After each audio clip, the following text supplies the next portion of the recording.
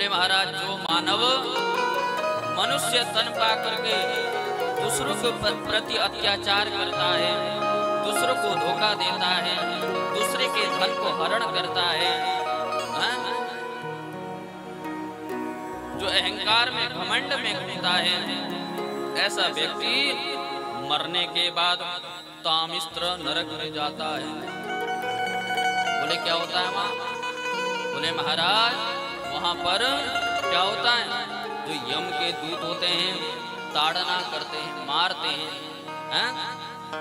कांटे की सैया, किल की सैया बना दिया जाता है। जो घमंड में चलता है मैं ही हूँ, सब कुछ मेरा है, मेरे से बड़ा कोई व्यक्ति है, और जो छल पूर्वक दूसरे का धन हरणता है, बोले महाराज ऐसे व्यक्ति को यम के दूत कांटों की सैया पर ले जाकर सुला देते हैं और जोर से उस पर पटकते हैं।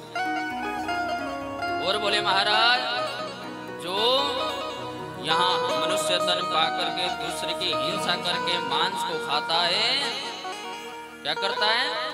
दूसरे की हिंसा करके उसके मांस को खाता है, उसका क्या होता है? बोले महाराज वो वैतरणी नदी में डाल दिया जाता है। बोले ये नदी कैसी है? उसको वैतरणी नदी में डाल दिया जाता है। बोले ये नदी ऐसी है, ये रक्त मज्जा खून पीप से बना हुआ नदी है, इसमें बड़े बड़े कीड़े हैं। जो मनुष्य यहाँ आकर के मनुष्य तन पा करके दूसरे जानवर को मार करके उसके मांस को पाता है, वह मरने के बाद यम के दूत ले जाकर वैतरणी नदी में डाल देते हैं। बोले नदी कैसी है? रक्त मज्जा लज्ज पीप से भरा हुआ है, बड़े बड़े विष्टा के कीड़े हैं, बड़े बड़े सर्प हैं, वो आकर के उस जीव को नोच नोच के मार देते हैं। ऐसा वैतरणी नदी है। इसलिए आप लोग से मैं हाथ जोड़ के निवेदन करता हूँ, कभी भी दूसरे की हिंसा करके दूसरे जीव को मार करके नहीं खाना चाहिए। अरे जैसा हमारा परिवार है ऐसे उनका भी तो परिवार है, उनके भी माता है, उनके भी पिता है, उनके भी बच्चे हैं। जैसे हम बोलते हैं वैसे वो भी बोलते हैं, आपस में वो तो बात करते हैं ना, भले हमें उनकी भाषा समझ में नहीं आती है, करते हैं कि नहीं करते मैया? इसलिए कभी भी जीव की हिंसा नहीं करना चाहिए, जीव को मार करके नहीं खाना चाहिए। जब इस प्रकार सुखदेव जी महाराज ने परीक्षित जी से कहा, परीक्षित जी तो कांपने लगे महाराज, कांपने लगे, कहने लगे महाराज, सुखदेव जी से कहने लगे परीक्षित जी, बोले जब हमसे ये मनुष्य तन मिला है हमें, तो कुछ न कुछ पाप तो होगा ही। ना जाने हम दिन में कितने बार झूठ बोल देते हैं, ना जाने हम मार्ग में जाते हैं तो कितने बार हमारे पाँव की नीचे चेटियां आ जाती हैं, कीड़े आ जाते हैं, मर जाते हैं, जाने अनजाने में भूल चूक तो होती है। परीक्षित जी कहते हैं महाराज कोई ऐसा उपाय होगा जो भूल चूक में हमसे गलती हो उसका भी तो कुछ उपाय होगा? बोले हाँ, जब हमारे कपड़े गंदे हो जाते हैं तो हम साफ करने के लिए क्या चाहिए? साबुन चाहिए, साबुन लगाएंगे, हाँ बुरुश से रगड़ेंगे तो कपड़े साफ हो जाएंगे। तो क्या है, परीक्षित जी महाराज कहते हैं हमसे अनजाने जाने अनजाने में हमारे अंदर क्या कीटाणु या कोई मलिन वस्तु लग गया हो तो इसका निवारण कुछ तो होगा जो ये साफ हो जाए। तो सुखदेव जी महाराज कहते हैं हाँ है, क्यों नहीं है? बोले इसे साफ करने के लिए भगवान नाम रूपी साबुन है। क्या है? भगवान नाम रूपी साबुन है, जिसका अगर नाम जपोगे तो आपसे जाने अनजाने में जो भूल हुई है वह समाप्त हो जाएगा, उसका दोष समाप्त हो जाएगा। तो यहाँ पर सुखदेव जी महाराज कथा सुनाते हैं, कहते हैं एक गांव में कन्नौज नगर में एक अजामिर नामक ब्राह्मण रहता था। ध्यान से सुनना मैया, एक बार बोलना पड़ेगा, ऐसे बोलो, थोड़ा जोर से तो बोलो, कम से कम बाहर तक आवाज पहुंच जाए, पड़ोसियों को पता चले कथा है आ जाए सब लोग, थोड़ा जोर से बोलना पड़ेगा।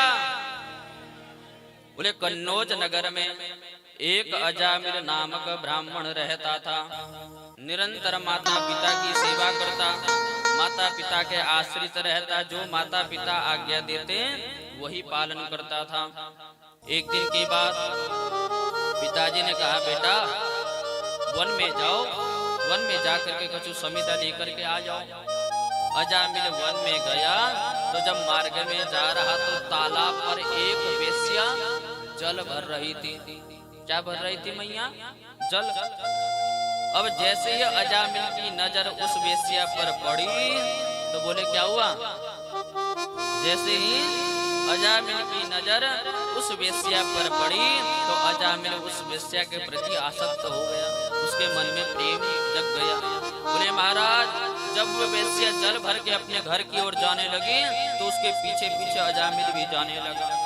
जब उसके घर पहुंचा तो वेश्या ने कहा, क्यों मेरा पीछा कर रहे हो? अजामिल ने कहा, मैं तुम्हें प्रेम करता हूँ, तुमसे मुझे प्रेम हो गया है, मैं तुमसे विवाह करना चाहता हूँ। गया था कहाँ समीदा लेने के लिए, वो तो महाराज विवाह करके वेश्या को लेकर घर पर आ गया।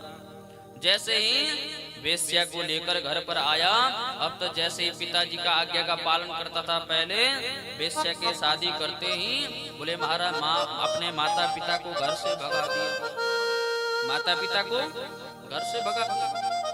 अब तो महाराज घर पर वेश्या है और अजामिल है। एक दिन की बात, कुछ हजारों संत चतुर्मासा करते हुए उस गांव में पहुंचे जहां पर अजामिल रहता था। कुछ बालक वहां पर खेल रहे थे। उन बालकों से पूछा कि इस गांव में कोई ब्राह्मण का घर है, क्योंकि हम ब्राह्मण के घर भोजन पाते हैं, इसलिए अगर कोई ब्राह्मण का घर है तो बताओ। ऐसा कहा तो कहने लगे, हाँ इस गांव में एक ब्राह्मण है अजामिल, आप उनके घर जा करके भोजन पा सकते हैं। जब उन बच्चों ने ऐसा कहा तो सारे संत लोग अजामिल के घर चले गए। अब अजामिल के घर गए तो उस समय अजामिल तो था नहीं, अजामिल बाहर गया हुआ था कहीं, क्योंकि डाका डालने लग गया था, चोरी करने लग गया था। जब से वेश्या को लेकर के आया, माँ बाप को घर से भगा। जब महाराज अजामिल के घर पर गए तो अजामिल नहीं, भीतर से वेश्या निकल के आई। वेश्या ने कहा, महाराज किस कारण आगमन हुआ है?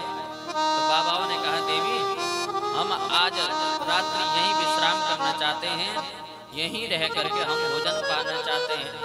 जब ऐसा कहा तो उन्होंने वेश्या ने कहा कि बाबा मैं एक वेश्या हूँ, मैं अपने हाथों से आपको भोजन बनाकर दे नहीं सकती। तो बाबाओं ने कहा, आप चिंता मत करो, आप हमें सूखा राशन दे दीजिए, हम भोजन पालेंगे, हम ये सामने आपकी कुटिया में सो जाते हैं। तो वेश्या ने दे दिया और कुटिया पे रोक दिया। अब रात्रि में अजामिल आया तो वेश्या ने कहा, अरे हमारे घर में ना कुछ बाबा लोग आए हैं, आप कहना मत कुछ उनको। तो अजामिल कहा, ठीक है नहीं कहूँगा। अब सवेरे भाई, अब सवेरे हुआ तो सब बाबा लोग वहां से जाने लगे तो द्वार पर आकर के संत लोग खड़े होकर के दोनों अजामिल और वेश्या द्वार पर आए। उस समय जो वेश्या थी ना वो गर्भवती थी, जो वेश्या थी वो गर्भवती थी। तो बाबाओं ने कहा कि हम आपके द्वार पर आए, आकर के भोजन पाए और हम जा रहे हैं तो हमें कुछ दक्षिणा चाहिए। क्या चाहिए? दक्षिणा। तो अजामिल बोले, बड़ा बाबा तुम्हारी ये लोटिया लंगोट जो बच्चों है ना, यही दक्षिणा समझ लो, न तो ये भी गायब है जाता। जब ऐसा अजामिल ने कहा तो संत बाबाओं ने कहा, अरे महाराज हम धन की दक्षिणा नहीं मांग रहे, हम कहते हैं हम एक बात आपसे कहना चाहते हैं। अजामिल बोला, महाराज क्या कहना है बताओ। तो संत बाबा कहते हैं, जो आपका पुत्र गर्भ में जो पल रहा है, जब उसका जन्म होगा तो उसका नाम नारायण रख देना। क्या रख देना? नारायण।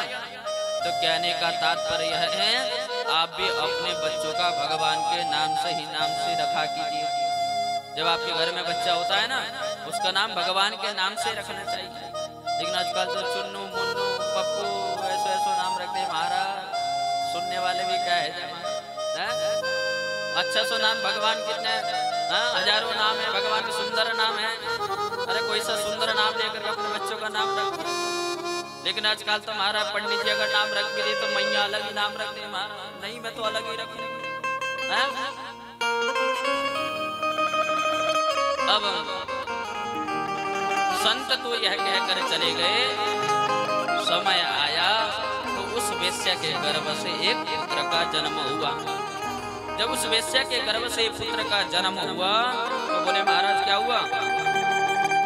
जन्म हुआ तो अजामिल ने अपने पुत्र का नाम नारायण रख दिया। अब धीरे धीरे अजामिल की आयु बढ़ती बढ़ती गई, अंत समय आ गया।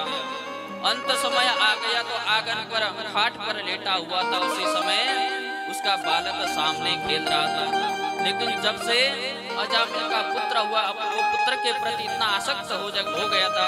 अजामिल अपने पुत्र को केवल अरे नारायण बेटा, नारायण बेटा, नारायण बेटा कहता रहता। निरंतर नारायण नारायण नारायण अपने पुत्र को पुकारता रहता।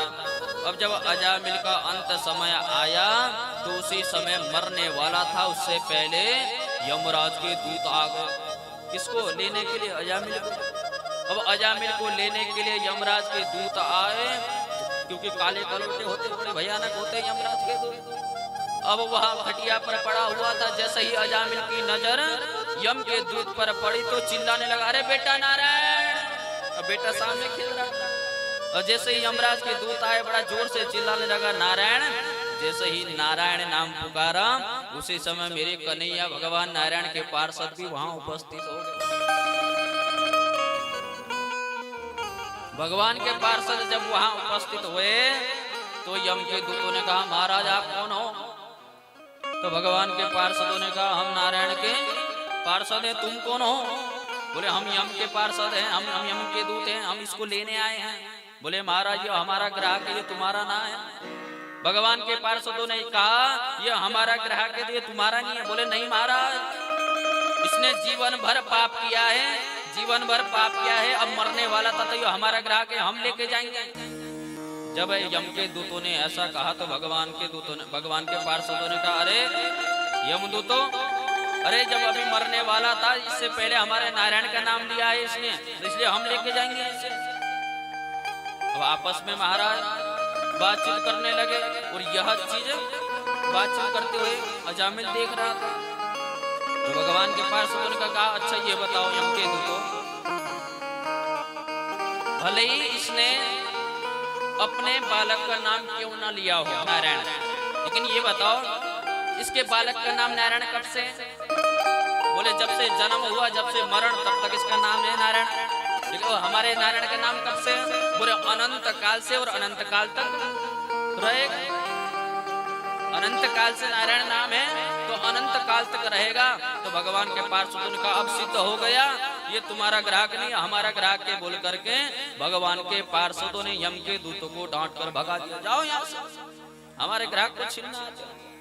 अब तुम्हारा यम के